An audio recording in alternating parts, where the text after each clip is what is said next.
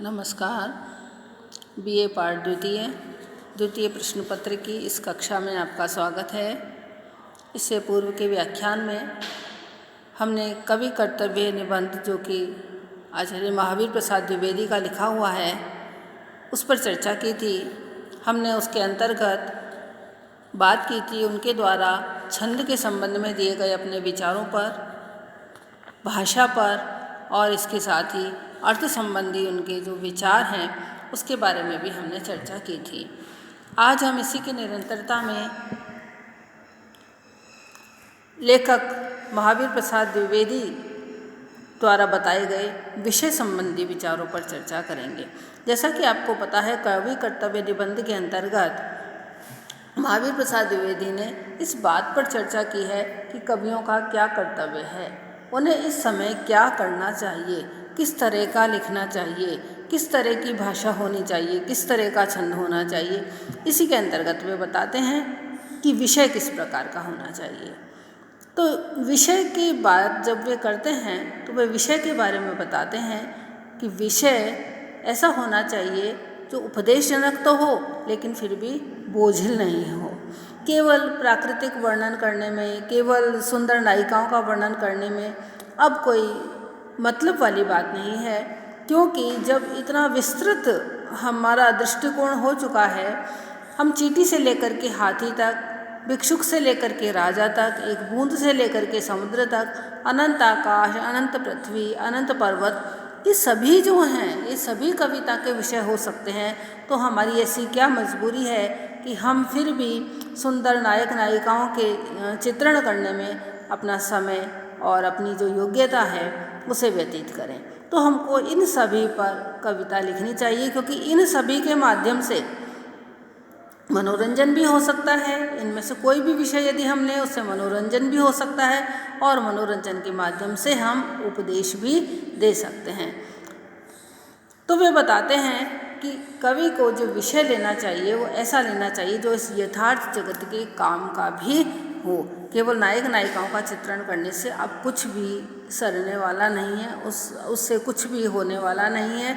इसलिए हमको जो विस्तृत जगत है उसमें जो समस्या है, जो चीज़ है, यदि एक घास का भी हम वर्णन करते हैं, एक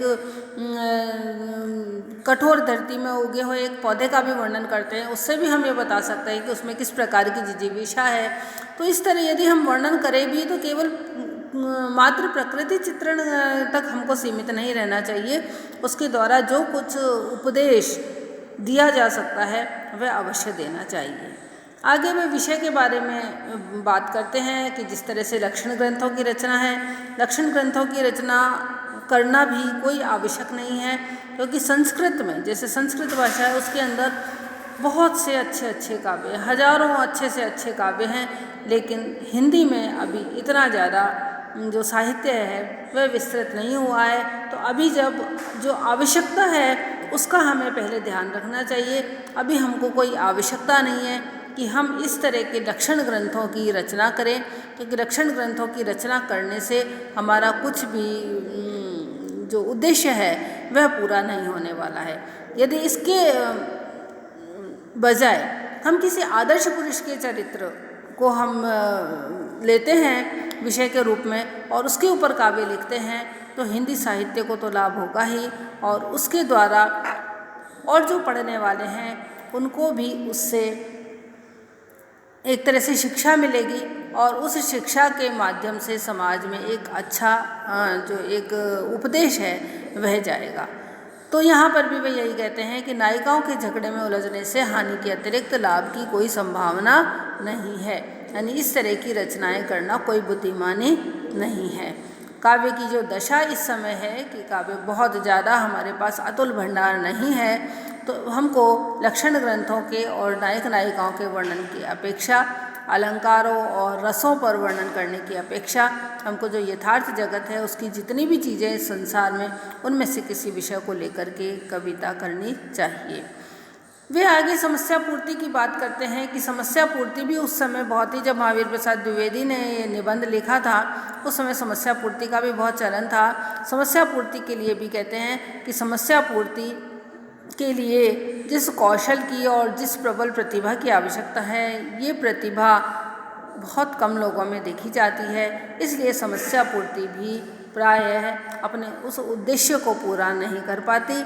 इसलिए महावीर प्रसाद द्विवेदी का यह मानना है कि समस्या पूर्ति के जो विषय हैं उनको छोड़ करके और सभी अपने अपने विषयों को चुनें, क्योंकि समस्या पूर्ति के विषय दूसरे के द्वारा दिए जाते हैं। यदि हम अपने विषय अपने आप चुनते हैं तो हम उस पर बहुत अच्छा लिख सकते हैं। अपने विषयों को चुन करके यदि कवि बड़ी या छोटी कैसी भी स्वतंत्र रचना करे तो वह ज़्यादा अच्छा रहेगा, क्योंकि हिंदी में इस तरह की कविताओं की कमी है। समस्या पूर्ति के बाद वे बात करते हैं अनुवाद की। संस्कृत और अंग्रेजी काव्यों का अनुवाद हिंदी में करने की ओर भी जो कवि हैं उनकी रुचि बड़ी है, लेकिन महावीर प्रसाद द्विवेदी कहते हैं कि स्वतंत्र कविता की रचना करने की अपेक्षा कविता का अनुवाद करना एक तो बहुत कठिन काम है, क्योंकि कविता में जो भाव भरा हुआ है हम अनुवाद में पूरी तरह से उसी भाव को नहीं ला सकते हैं।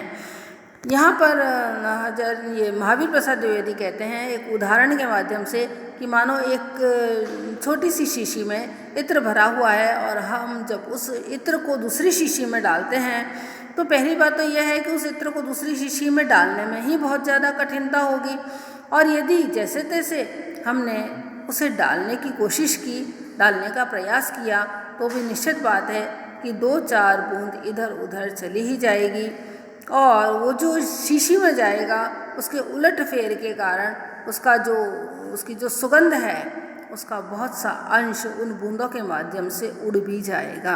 कहने का तात्पर्य यह है कि एक भाषा की कविता का यदि हम दूसरी भाषा में अनुवाद करते हैं तो ये एक तरह से मूल कवि का अपमान करना है, क्योंकि अनुवाद के द्वारा हम उनके गुणों का ठीक ठीक परिचय नहीं प्राप्त होने के कारण जो पढ़ने वाले हैं उनकी दृष्टि में वो हीन हो जाता है। हम वैसे के वैसे भाव उसमें नहीं ला सकते हैं जिन भावों को लेकर के कि कविता लिखी गई है।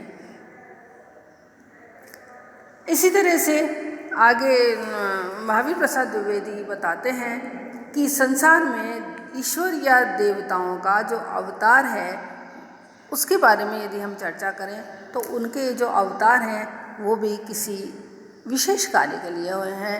राम का जन्म हुआ, कृष्ण का जन्म हुआ, जितने भी अवतार हैं 9 अवतार हैं, 9 अवतारों के जन्म के पीछे कहीं ना कोई कारण अवश्य रहा है। तो कहने का आशय यह है कि जिन्हें हम भगवान कहते हैं, जिन्हें हम ईश्वर देवता कहते हैं, वे भी उनकी भी विशेषता क्या है? विशेषता यह है कि वे अलौकिक कार्य करने वाले प्रतिभाशाली मनुष्य के रूप में ही जन्म लेते हैं। तो क्यों ना हम अपने विषयों में भी प्रतिभाशाली मनुष्यों को ही नायक बनाएं। तो यहाँ पर लेखक का यही मानना है कि स्वाभाविक कवि जो होता है वह भी एक प्रकार का अवतार ही है। इसलिए कोई यदि यह प्रश्न करे कि अकेले कवि ही क्यों अवतार माने गए हैं, लेखक इस पर क्यों नहीं बिठाए जाते हैं, तो ये कहा जा सकता है कि लेखक और कवि एक ही बात है। उनका कहने का आशय लेखक और कवि दोनों से एक ही है। पंडित कहते हैं कि धर्म संस्थापनार्थ है, जो अवतार हैं वो किसके लिए होते हैं? धर्म संस्थापनार्थाय होते हैं। इसी तरह से कवि जो है, कवि का भी अवतार है और वह भी इस संसार में धर्म की स्थापना के लिए, जो बुराइयां हैं उनको दूर करने के लिए ही यहाँ पर इस धरती पर अवतरित हुआ है। यहाँ इसी बात की व्यंजना होती है कि साहित्य जो है वह मात्र मनोरंजन का साधन नहीं है, बल्कि साहित्य समाज को रास्ता दिखाने वाला, समाज का जो पथ प्रदर्शक है वह यहाँ पर एक तरह से महावीर प्रसाद द्विवेदी इस बात से अपनी सहमति रखते हैं। एक उदाहरण देकर वे कहते हैं कि तुलसीदास हैं, उन्होंने कवि होकर के वैष्णव धर्म की स्थापना की। जितने भी मतांतर उस समय थे, शैव थे, शाक्त थे, इन सब का भेद मिटाया। ज्ञान के पंथ को कृपाण की धार बताया कि ज्ञान के पंथ पर चलना तलवार की धार पर चलने के समान है। तो जितने भी कवि उस समय प्रसिद्ध हुए उन्होंने देश, काल, अवस्था और पात्र के अनुसार ही कविता की है। तो हमको भी जो इस समय जिस तरह की परिस्थिति है उस परिस्थिति के अनुसार ही काव्य रचना करनी चाहिए। कहने का आशय यही है कि कवि को उसी तरह की कविता करनी चाहिए जिससे कि संसार का कल्याण हो। इस प्रकार यदि वो संसार के कल्याण की कविता करेगा तो उस कवि का नाम अपने आप ही अमर हो जाएगा। भूषण का उदाहरण देते हुए वे कहते हैं कि भूषण एक ऐसे कवि थे जिन्होंने कि एक तरह का राजनीतिक आंदोलन की जो भूषण की ओज भरी जो कविताएं हैं से एक तरह का राजनीतिक आंदोलन तक उन्होंने उपस्थित कर दिया था। महावीर प्रसाद द्विवेदी कवि की कल्पना शक्ति के बारे में भी बताते हैं कि कवि की कल्पना शक्ति अत्यंत तीव्र होती है। कल्पना शक्ति के द्वारा वो कठिन से कठिन बातों को भी अनोखे ढंग से सबके सामने रखता है। इस तरह से रखता है कि सबके समझ में आ जाता है।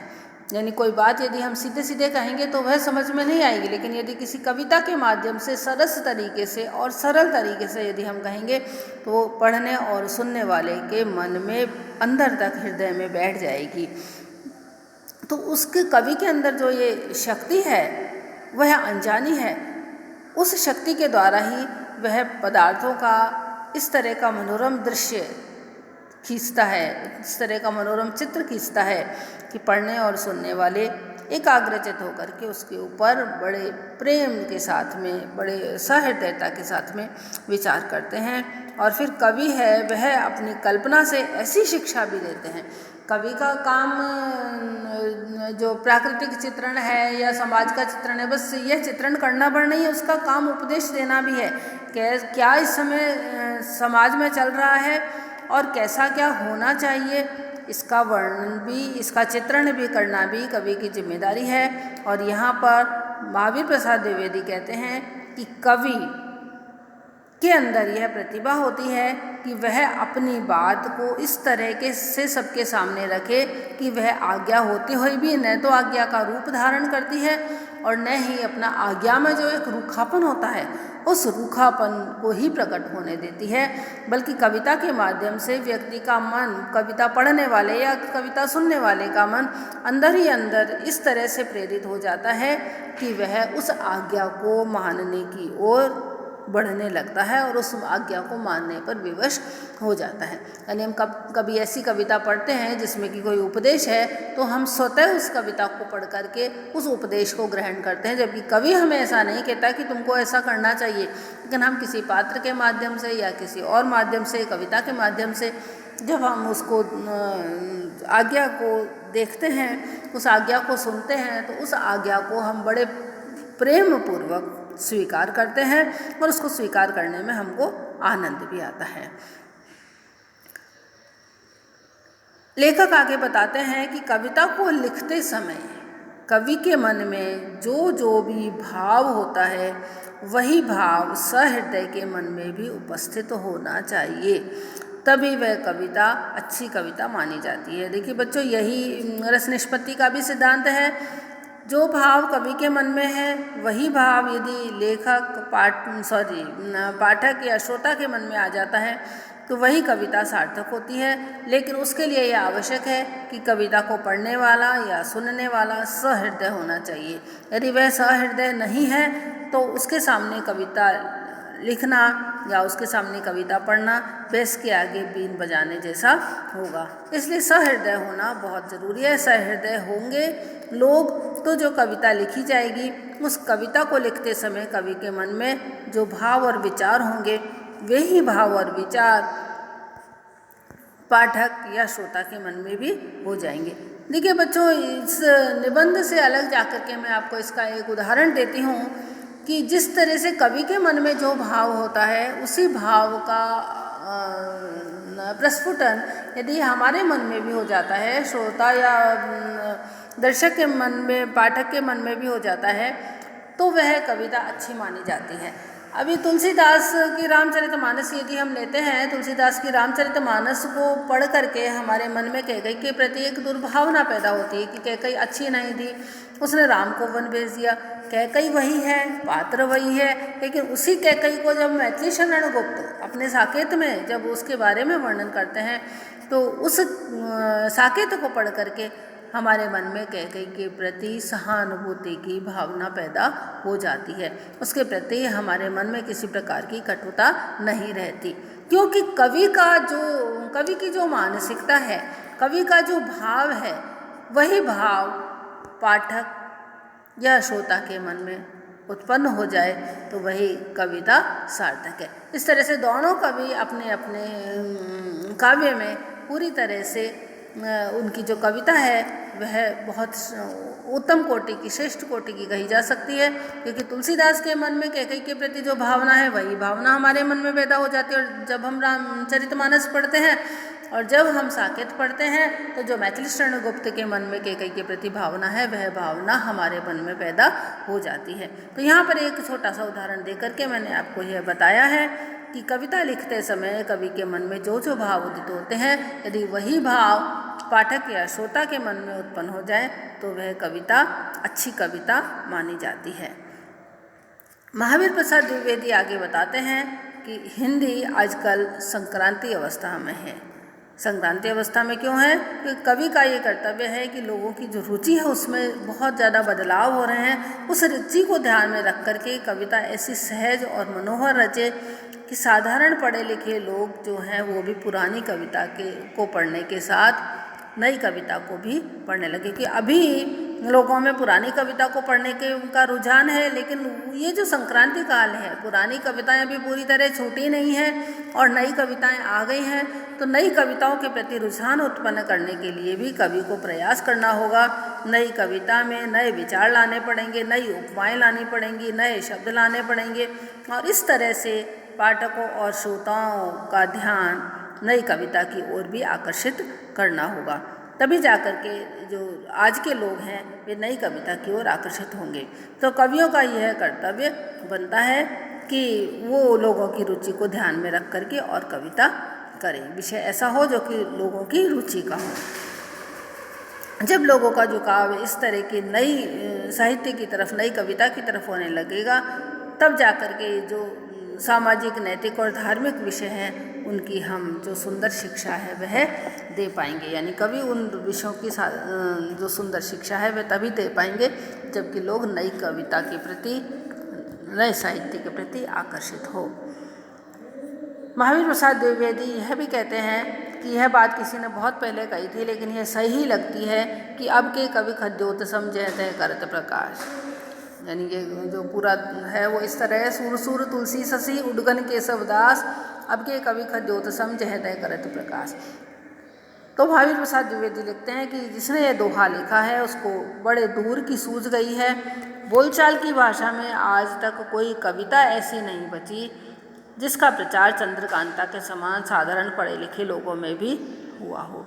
यानी ऐसी कोई कविता की रचना बोलचाल की भाषा में नहीं हुई जिसको कि पढ़ने के प्रति लोगों का रुझान उस तरह हुआ हो जिस तरह से कि चंद्रकांता उपन्यास जब आया था तब माना जाता है कि चंद्रकांता उपन्यास को पढ़ने के लिए लोगों ने हिंदी सीखी थी। तो चंद्रकांता को पढ़ने के लिए जब लोग हिंदी सीख सकते हैं तो इस तरह की कविताएं क्यों नहीं लिखी जाती कि उनको पढ़ने के लिए भी लोग हिंदी सीखने लगे। यानी जो हिंदी भाषी नहीं हैं, जिनको हिंदी नहीं आती, उनका रुझान भी इस ओर बढ़े। चंद्रकांता में बहुत से दोष थे, लेकिन उसके कारण भी इस उपन्यास के प्रति लोगों का रुझान इतना ज़्यादा था कि उसके लिए वे हिंदी सीखने लगे। तो आज आवश्यकता इसी बात की है कि कवि इस तरह की कविता करें कि उसको पढ़ने के लिए लोगों का रुझान हो। जो साधारण लोग हैं, जो हिंदी नहीं जानते, वो भी उसको पढ़ने की ओर आकर्षित हों। तो संक्षेप में हम यही कह सकते हैं कि कविता में जो साधारण गुण होने चाहिए उनके अतिरिक्त कविता में कुछ और विशेष गुणों की अपेक्षा है। और वे गुण क्या हैं? वे गुण यह हैं कि साधारण लोगों के मन की जो दशा है, साधारण लोग जो सोचते हैं उस पर कविता लिखी जानी चाहिए। उस कविता में धैर्य, प्रेम, साहस, दया जैसे गुणों के उदाहरण होने चाहिए, क्योंकि समाज में इन गुणों की बहुत कमी है। और समाज में क्योंकि इन गुणों की बहुत ज़्यादा आवश्यकता है और इस कमी को दूर करने का दायित्व साहित्यकार पर है, तो कविता की रचना भी इसी तरह की होनी चाहिए जिसमें कि इन गुणों के उदाहरण हमको नायक नायिकाओं में या और पात्रों के माध्यम से देखने को मिले। कवियों की कल्पना बहुत सूक्ष्म होनी चाहिए। उपमा, अलंकार, ये सब चीज़ें जो है वो इतने गूढ़ नहीं होने चाहिए कि उनको पढ़ने के लिए, उनको समझने के लिए मानसिक कसरत की आवश्यकता हो। भाषा सहज ही सुंदर, स्वाभाविक और मनोहर होनी चाहिए, जिससे कि उसे पढ़ने के लिए लोग आकर्षित हों। छंद भी सीधे, परिचित और वर्णन के अनुकूल होने चाहिए। जैसा कि मैंने छंद विषय पढ़ाते समय बताया था कि लेखक का मानना है कि छंद भी सीधे, परिचित और सुहावने होने चाहिए। ऐसा नहीं मानना चाहिए कि यह छंद ही अच्छा है, इसी में कविता करना अच्छा रहेगा। हर विषय के अनुरूप छंद भी अलग अलग हो सकता है और जिस विषय के अनुरूप जो छंद है उसी में काव्य की रचना करनी चाहिए। बच्चों, यह हमारा कवि कर्तव्य निबंध था। इस कवि कर्तव्य निबंध के माध्यम से लेखक महावीर प्रसाद द्विवेदी ने वास्तव में यह बताया है कि कविता करना कोई आसान नहीं है। कविता करने के लिए कवि को बहुत ज़्यादा सचेत रहने की, सावधान रहने की आवश्यकता है। किसी ने सही कहा है कि कविता खेल तमाशा नहीं है, केवल आशा निराशा नहीं है, प्राणों का स्पंदन है कविता, केवल शब्दों की भाषा नहीं है। कविता इस सब से भी बहुत आगे है। कवि का कुछ कर्तव्य होता है समाज के प्रति, उसको ध्यान में रखते हुए कवि को कविता की रचना करनी चाहिए। इसके बारे में हमने कवि कर्तव्य निबंध के अंतर्गत महावीर प्रसाद द्विवेदी की भाषा संबंधी, विषय संबंधी, छंद संबंधी विचारों को पढ़ा। धन्यवाद।